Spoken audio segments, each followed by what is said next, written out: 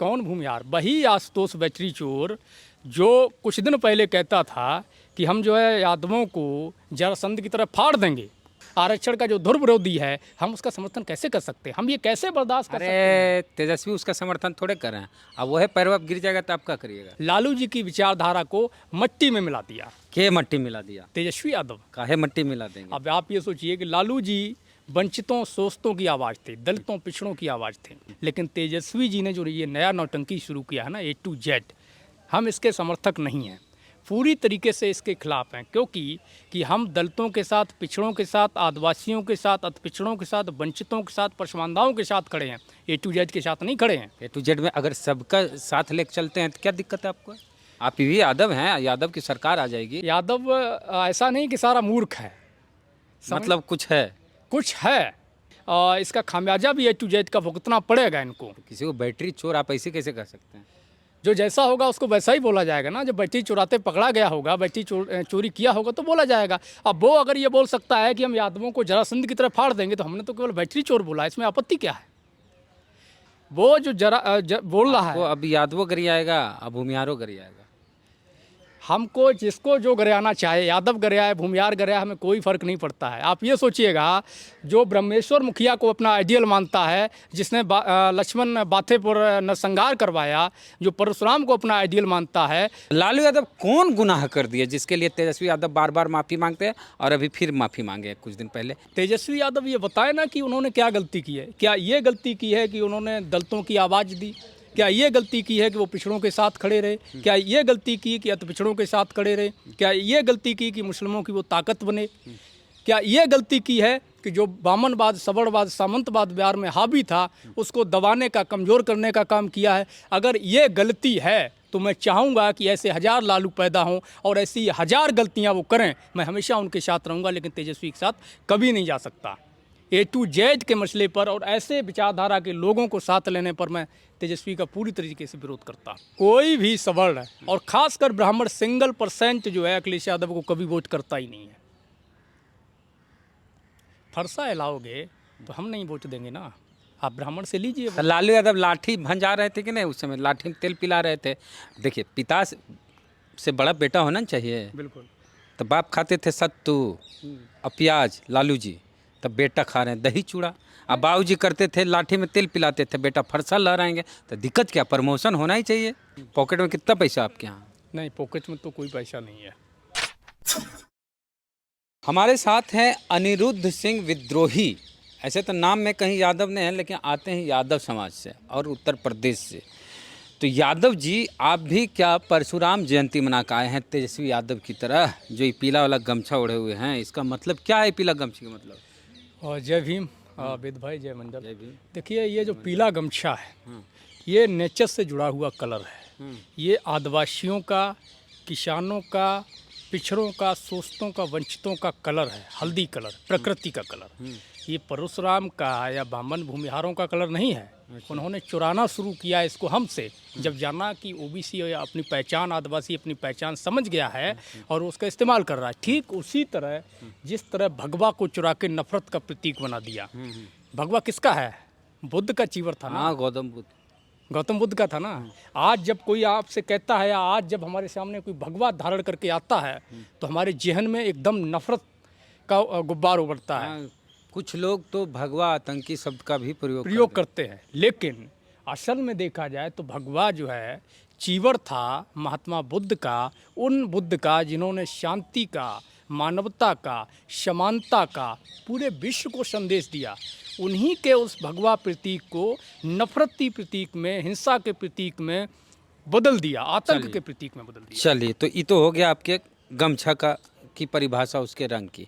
आप एक यात्रा निकाले हुए हैं और उसकी शुरुआत करने वाले हैं, और बड़ी खर्चा है उसके लिए, सुने हैं 17 महीना पैदल चलने वाले हैं आप। और उस यात्रा का नाम है आत्म स्वाभिमान मंडल संकल्प यात्रा। और इसमें करीब करीब खर्चा 30-40 लाख रुपया का तो होगा। 17 महीना अकेले तो नहीं घूमिएगा। पॉकेट में कितना पैसा आपके यहाँ? नहीं, पॉकेट में तो कोई पैसा नहीं है। तो काहे इतना आप घूम रहे हैं? मैंने देखिए, कबीरदास का एक दोहा है, आपको याद होगा, आपने सुना होगा। कबरा खड़ा बाजार में ले लकूटा हाथ, जो घर फूके अपना चले हमारे साथ, हाँ। है ना। तो जो बहुजन महापुरुषों का जो मिशन है, जो उनका सपना है, बाबा साहब अम्बेडकर का, मानव साहब का, काशीराम का, जगदेव प्रसाद कुशवाहा का, बीपी मंडल का, कर्पूरी ठाकुर का, अब्दुल कयूम अंसारी का, सावित्रीबाई फुले का, ज्योतिबा फुले का, साहू जी महाराज का, जो हमारे बहुजन महापुरुषों का, महानायकों का जो सपना था, उस सपने की जिम्मेदारी आज युवा वर्ग के कंधों पर है। और उन युवाओं में से एक मैं भी हूँ। मुझे उस जिम्मेदारी का एहसास है और उसी जिम्मेदारी का एहसास अपने अन्य युवा भाई बहनों को कराने के लिए बगैर व्यवस्था के हमने ये घोषणा की है कि हम ये यात्रा तारीख निकालें। बताइए, कहाँ से कहाँ जाएगी? 25 अगस्त से इस यात्रा की शुरुआत हम मुरहू से करेंगे, जहाँ से मंडल रथ निकला था। वहीं से आत्म सम्मान मंडल संकल्प यात्रा निकलेगी जिला मधेपुरा बिहार से। हाँ। और ये 2024 जनवरी तक चलने वाली है। 17 महीने की यात्रा है। करीब 40 से 50 लाख का इसमें खर्च होना है। कहाँ से आएगा पैसा? मुझे पूरा विश्वास है कि समाज से बहुजन महापुरुषों का जो मिशन है वो इतना कमज़ोर अभी नहीं हुआ है कि उनके चाहने वाले लोग, उनको मानने और समझने वाले लोग मिशन को लेकर के, अपने अधिकारों को लेकर के और बहुजन महापुरुषों के मरते सपने को जिंदा करने के लिए योगदान न दें, सहयोग न करें। समाज सहयोग करेगा, मुझे भरोसा है। अच्छा, ये यात्रा की ज़रूरत क्यों है? आप तो बोले महापुरुषों के, तो ऐसे महापुरुषों की विचारधारा के लिए बहुत सारी पार्टियां हैं, बहुत सारे संगठन हैं, आप काहे अलबला रहे हैं? देखिए, जब मतलब मैंने इतनी बेचैनी पहली बार नहीं, आप पहले भी बिहार गए हैं। जी तो एक इंसान जो लगातार समाज के लिए संघर्ष कर रहा हो, रिस्पांस कैसा मिलता है? पहले रिस्पांस मिल रहा है, लेकिन जो मिलना चाहिए वो नहीं मिल पा रहा है। उसके पीछे कई कारण हैं कि हमारे संगठन भी जिम्मेदार हैं। पार्टियां तो हैं ही, पार्टियों पर भी मैं आऊँगा। संगठन के लोग एक नए तरीके से काम करना शुरू करती है। एक हॉल बुक कर लिया, 50-100 लोग इकट्ठा हो गया, 2-4 लाख रुपया फूका, 4 घंटा भाषण दिया और चाय बिस्कुट नमकीन तोड़ा, घर गया। अब भाषण कौन बोला? जो 10 साल पहले वही भाषण दे रहे थे, फिर 5 साल पहले भी वही भाषण दे रहे थे, 2 साल पहले भी वही भाषण दे रहे थे, 1 साल पहले भी वही भाषण दे रहे थे, आज भी वही भाषण दे रहे थे। रटा रटाया एक भाषण है कि बाबा साहब ने कहा था शिक्षित बनो, संगठित हो, संघर्ष करो। कांशीराम जी ने कहा था, पेरियार ने कहा था, वो एक को याद कर लिए हैं, 10 साल से वही भज रहे हैं। वो पढ़ते नहीं, स्टडी नहीं है उनकी। देखिए, पढ़ने के नाम पर जीरो है। मिशन को समझने के लिए महापुरुषों को पढ़ना जरूरी है, और जब तक आप पढ़ेंगे नहीं तब तक लड़ नहीं पाएंगे। ओबीसी समाज के लिए मैं विशेष एक शब्द यूज करता हूँ हमेशा। इनकी जागृति जो है वो बांझ है। मैं इनको, इसकी जागृति को बांझ इसलिए बोलता हूँ कि इन्होंने कभी संसाधनों को निर्मित नहीं किया। जब तक आप संसाधनों को निर्मित नहीं करिएगा, आप कोई आंदोलन खड़ा नहीं कर सकते। बगैर आंदोलन के परिवर्तन की शुरुआत संभव नहीं है, और बिना परिवर्तन। अच्छा, इस आंदोलन को राजनीति से अगर जोड़े तो राजनीति में क्या फ़ायदा? देखिए, राजनीतिक रूप से अगर आपने सवाल किया है, हालांकि मैंने कई पार्टियों को पत्र लिखा कि आप सहयोग करिए इसमें, लेकिन मुझे उम्मीद है। किनको लिखा बताइए? अखिलेश यादव जी को हमने पत्र लिखा है, समाजवादी पार्टी को। तेजस्वी यादव को हमने पत्र लिखा है, और नीतीश कुमार जी को भी पत्र लिखा है। उपेंद्र कुशवाहा को पत्र लिखा है, और राजभर जी को पत्र लिखा है। संजय निषाद जी को, अनुप्रिया पटेल जी को, हनुमान बेनीवाल जी को, जयंत चौधरी जी को, लगभग 20 से अधिक नेताओं और 15 से अधिक पार्टियों को हमने पत्र लिखा। अभी और लोगों को हम पत्र लिखेंगे इस संबंध में। कुछ जवाब आया किसी की तरफ से? अभी तक किसी का कोई जवाब इस विषय में नहीं आया है कि वो कोई सहयोग करेंगे, या किसी भी तरीके से कोई आश्वासन हमारे पास उनका नहीं है। अब समाज ये डिसाइड टूटे, मनोबल टूटा? नहीं, हमारा मनोबल नहीं टूट सकता, क्योंकि हमारा जो मनोबल है वो इन नेताओं के, इन पार्टियों के सहयोग करने या न करने से टूटना या बढ़ना नहीं होगा। हमारा जो मनोबल है वो हमारे महापुरुषों से हमें मिलता है। इनके कुछ भी करने से, ना करने से हमारा हौसला टूटने वाला नहीं है। अच्छा, आप एगो हाल फिलहाल एक ट्वीट किए हैं कि सबका साथ और सबका विकास और A to Z में क्या अंतर है? क्या कहना चाहते हैं आप? देखिए, आप बताइए कि भाजपा कह रही है कि सबका साथ और सबका विकास, सब बर्बाद करती जा रही है, सिर्फ सवर्णों का विकास करती जा रही है। वहीं बहन कुमारी मायावती जी सर्वजन हिताय सर्वजन सुखाय पे आ गई हैं। मानवर साहब ने क्या कहा था? बहुजन हिताय बहुजन सुखाय। तो जब वो सर्वजन होने का मतलब क्या है? किसी का कोई नहीं है, कोई सगा नहीं, अच्छा। है ना। अब आप ये देखिए, राजद का भी वही हाल है। लालू जी की विचारधारा को मट्टी में मिला दिया के मट्टी मिला दिया? तेजस्वी यादव। काहे मट्टी मिला देंगे? अब आप ये सोचिए कि लालू जी वंचितों शोषितों की आवाज़ थे, दलितों पिछड़ों की आवाज़ थे, वो मसीहा थे, वो हमारे आइडियल हैं। और सच बोलूँ तो लालू जी से ही मुझे प्रेरणा मिली है लड़ने की। मैं अपने गांव में जब छोटा हुआ करता था तो मुझे कहानियाँ सुनाई जाती थी कि बिहार का मुख्यमंत्री था, वो ऐसे काम करता था, वैसे करता था।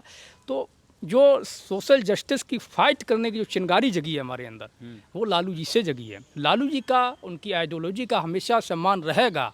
लेकिन तेजस्वी जी ने जो ये नया नौटंकी शुरू किया है ना, A to Z, हम इसके समर्थक नहीं हैं, पूरी तरीके से इसके खिलाफ हैं। क्योंकि हम दलितों के साथ, पिछड़ों के साथ, आदिवासियों के साथ, अति पिछड़ों के साथ, वंचितों के साथ, पसमानदाओं के साथ खड़े हैं, A to Z के साथ नहीं खड़े हैं। A to Z में अगर सबका साथ लेकर चलते हैं तो क्या दिक्कत है आपको?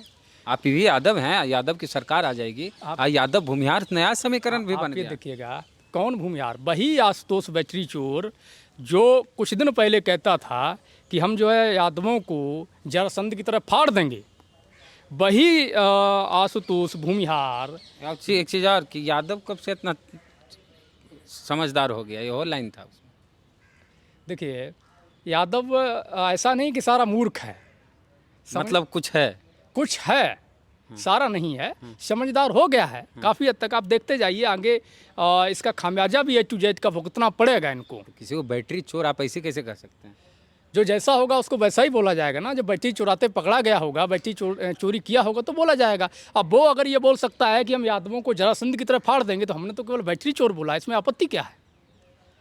वो जो बोल रहा है, वो अब यादवों गिर आएगा, अब भूमिहारों गिर आएगा।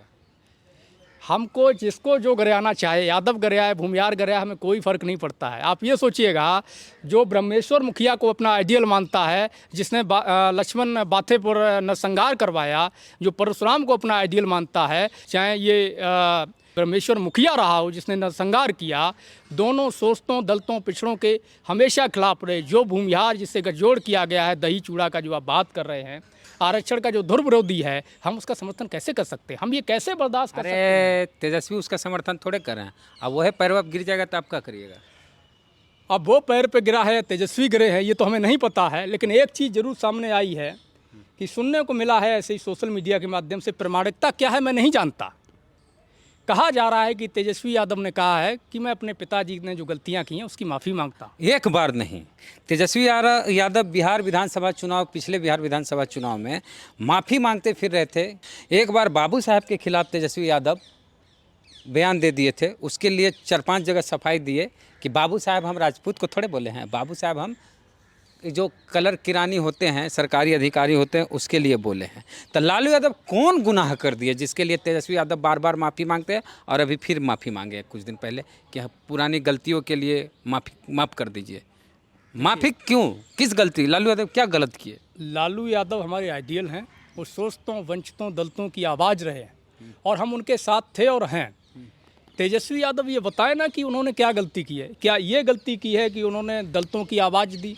क्या ये गलती की है कि वो पिछड़ों के साथ खड़े रहे? क्या ये गलती की कि अति पिछड़ों के साथ खड़े रहे? क्या ये गलती की कि मुस्लिमों की वो ताकत बने? क्या ये गलती की है कि जो बामनवाद, सवर्णवाद, सामंतवाद बिहार में हावी था उसको दबाने का, कमज़ोर करने का काम किया है? अगर ये गलती है तो मैं चाहूँगा कि ऐसे 1000 लालू पैदा हों और ऐसी 1000 गलतियाँ वो करें। मैं हमेशा उनके साथ रहूँगा, लेकिन तेजस्वी के साथ कभी नहीं जा सकता। A to Z के मसले पर और ऐसे विचारधारा के लोगों को साथ लेने पर मैं तेजस्वी का पूरी तरीके से विरोध करता हूँ। आप समर्थन मांग रहे, अब तो समर्थन नहीं मिलेगा। मुझे कोई परवाह नहीं है समर्थन मिले ना मिले। मैंने पहले ही कहा है कि मैं विचारकी को लेकर चल रहा हूँ, बहुजन महापुरुषों के सपने के मिशन को लेकर चल रहा हूँ। बहन जी भी सर्वजन की बात करके सरकार बनाई, तो दिक्कत क्या? तेजस्वी बना लें। हाथी नहीं गणेश है, ब्रह्मा विष्णु महेश है। हाँ, देखिए ना क्या हालत हो गई है, नंबर 1 पे आ गई हैं। अखिलेश जी भी फरसा हिलाए चुनाव के समय। अखिलेश जी फरसा हिलाए तो बड़ी पार्टी बन गए ना, वहाँ सीटें बढ़ गई ना। किसने वोट दिया? कितने ब्राह्मणों ने, कितने ठाकुरों ने, भूमिहारों ने, राजपूतों ने, सवर्णों ने अखिलेश यादव की पार्टी, समाजवादी पार्टी को वोट दिया है? ये मेन स्ट्रीम मीडिया वाला से पूछे, हमसे नहीं पूछे। वो लोग बताते हैं चुनाव के बाद कि किस जाति के लोगों ने किस पार्टी को कितना % वोट किया। ये हम नहीं बता, हम पहले बता देते हैं भैया कौन चाहते हैं, किसको वोट दीजिए, ये तो पता चलता है कि सही बात है। तो मनु मीडिया ना साबित करे इस चीज़ को, है ना। कोई भी सवर्ण और खासकर ब्राह्मण सिंगल% जो है अखिलेश यादव को कभी वोट करता ही नहीं है। फरसा हिलाओगे तो हम नहीं वोट देंगे ना, आप ब्राह्मण से लीजिए वोट। लालू यादव लाठी भंजा रहे थे कि नहीं, उस समय लाठी में तेल पिला रहे थे। देखिए, पिता से बड़ा बेटा होना चाहिए। बिल्कुल। तो बाप खाते थे सत्तू और प्याज, लालू जी, तब बेटा खा रहे हैं दही चूड़ा। अब बाबू जी करते थे लाठी में तेल पिलाते थे, बेटा फरसा लहराएंगे। तो दिक्कत क्या, प्रमोशन होना ही चाहिए। प्रमोशन होना चाहिए, लेकिन आइडियोलॉजी का प्रमोशन होना चाहिए, प्रमोशन होना चाहिए, मिशन का प्रमोशन होना चाहिए। प्रमोशन थोड़ा ना हुए तो डिमोशन हो जैसे गया। स्टालिन का हुआ। बिल्कुल।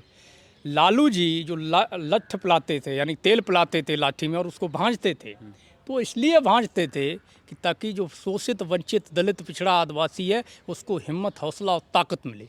और ये जो फरसा लहरा रहे हैं, इससे हम लोगों को हौसला नहीं मिल रहा है, हमारा हौसला टूट रहा है, हम कमज़ोर हो रहे हैं और सामंतवादी ताकतों को, शक्तियों को पावर मिल रहा है। तेजस्वी यादव की थोड़ी सी हम बात कर ले। वो कहते थे हमारी पार्टी में आरक्षण लागू होगा, हर जाति के लोगों को प्रतिनिधित्व मिलेगा। और जब एमएलसी का चुनाव होता है तो न अति पिछड़ा को टिकट देते हैं, न दलित को टिकट देते हैं, न महिला को टिकट देते हैं। तो चुनाव में टिकट नहीं देंगे, उसमें आरक्षण नहीं लागू करेंगे और कहेंगे कि हम पार्टी में आरक्षण लागू करेंगे, जिसकी जितनी संख्या भारी उसकी उतनी हिस्सेदारी। तो इस पर भी अनिरुद्ध जी एक लाइन बोल ही दीजिए, तो ख़त्म करते मामला। बिल्कुल बिल्कुल। देखिए, ये लगभग शायद जो आप कह रहे हैं कि 2 साल पहले का मसला है, जहाँ तक मैं समझ रहा हूँ, आरक्षण वाला।